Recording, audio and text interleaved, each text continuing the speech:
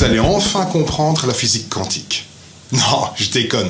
Par contre, vous allez enfin comprendre à quel point les arbitres, alors ça oui. Imaginez un joueur de tennis qui lance une balle de tennis super fort dans un mur à 45 degrés avec plein de trous. Donc la balle, elle a une chance sur deux de passer tout droit à travers un trou du mur et une chance sur deux de rebondir comme ça.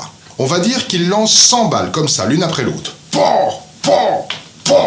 Donc il y en a à peu près la moitié qui vont passer tout droit et la moitié qui va rebondir, comme ça. Celles qui vont tout droit, donc à peu près 50, elles vont arriver à ce deuxième mur qui lui n'a pas de trou et elles vont toutes rebondir comme ça. Ensuite, elles arrivent sur un troisième mur, avec plein de trous, comme le premier. Et donc, à nouveau, les balles qui arrivent ont une chance sur deux de passer à travers et de finir dans ce panier-ci, ou de rebondir et de finir dans ce panier-là. Maintenant, les 50 autres balles, celles qui avaient rebondi sur le premier mur. Elles rebondissent sur ce deuxième mur, qui lui n'a pas de trou, comme celui-là, et elles arrivent aussi sur ce troisième mur avec plein de trous. Là, pareil, une chance sur deux de passer à travers et une chance sur deux de rebondir. Et donc, on aura aussi 25 balles qui vont finir ici et 25 balles là. On résume. Le joueur lance 100 balles. La moitié va passer à travers ce mur, environ 50, et l'autre moitié va rebondir. Les 50 balles ici vont toutes rebondir, et les 50 balles ici aussi. La moitié de ces 50 balles, donc 25, va traverser ici et finir dans ce panier. Quant aux 50 autres balles, donc celle-ci, il y en a la moitié, donc 25, qui va passer tout droit ici, et l'autre moitié, donc 25 aussi, qui va rebondir et finir ici.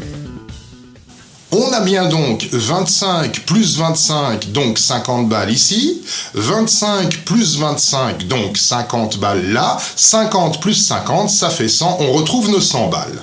Logique.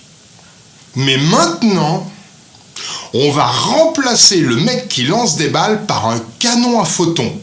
Alors, c'est comme une sorte de lampe de poche, mais qui balance un photon à la fois, comme ça.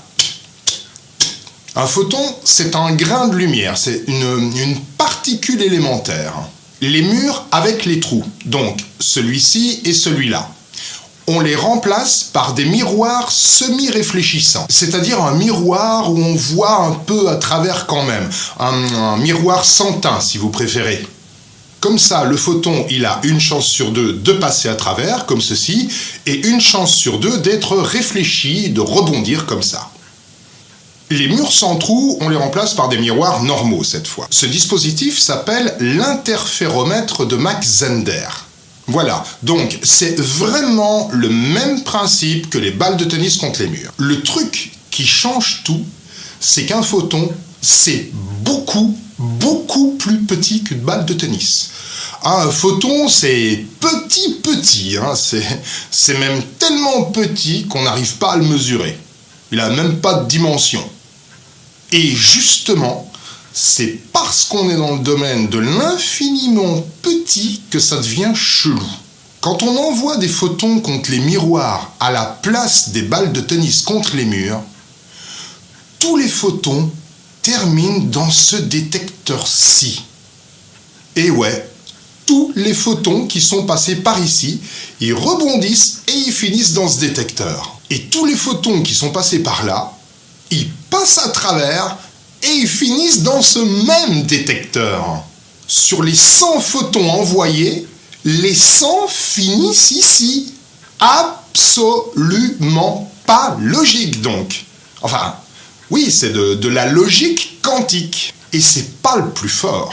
Si on met un bout de carton ici, c'est-à-dire qu'on empêche les photons de passer, sur les 100 photons, il y en a donc à peu près 50 qui vont rebondir ici et qui vont aller mourir dans le carton, fin du jeu. Et sur les 50 autres photons qui sont passés tout droit, ils rebondissent ici et ils arrivent sur le dernier miroir semi-réfléchissant. Là, on pourrait se dire qu'ils rebondissent tous pour finir dans ce détecteur, comme quand il n'y avait pas le carton. Eh ben non, là ils vont faire comme les balles de tennis. Donc effectivement, il y en a la moitié qui va rebondir pour finir ici, mais il y en a la moitié qui va passer tout droit pour finir ici. Style, ça redevient normal. Donc, si le photon, il a le choix entre ce passage-ci et ce passage-là, alors il finit tout le temps là. C'est seulement quand il a un itinéraire obligé, donc c'est-à-dire quand il y a le carton, qu'il adopte un comportement normal. Donc des fois, il passe à travers le dernier miroir et des fois, il rebondit dessus. Comment le photon qui est passé à travers ce premier miroir peut-il savoir que s'il avait rebondi, il y aurait eu un obstacle? Un photon, ça pense pas. Ce phénomène de fou furieux, ça s'appelle la contrafactualité. Le problème, c'est que quand le photon a le choix, on n'a aucune manière de savoir s'il est passé par ici ou par là. Tout ce qu'on sait, c'est qu'il est parti du canon à photons et qu'il a fini dans ce détecteur-ci. Dans le cas des balles de tennis, il suffit de filmer au ralenti pour voir où elles passent. Mais les photons, on peut pas les filmer. Ils sont trop petits, trop rapides. En fait, si le photon, il a plusieurs possibilités, comme dans notre cas, là, il a 2 chemins possibles, alors il se transforme en onde et il passe par les 2 côtés à la fois. Mais attention, c'est pas des demi-photons. Parce que si c'était le cas, on détecterait des demi-photons ici et là, comme des demi-balles de tennis. Mais un photon, ça se coupe pas en 2, on détecte toujours des photons entiers. Mais si le photon n'a pas le choix, comme dans notre cas où on bloque une des possibilités avec un carton, alors il se transforme pas en onde, il reste une particule du début à la fin. Ce truc, qui est quand même un peu fort de café, ça s'appelle la dualité onde-corpuscule. Comment vous dire vous avez déjà vu ce genre de photo? Qu'est-ce qu'on voit? Des voitures ou un mouvement? C'est des voitures, mais sur la photo, elles sont partout à la fois. On voit juste le mouvement. Voilà.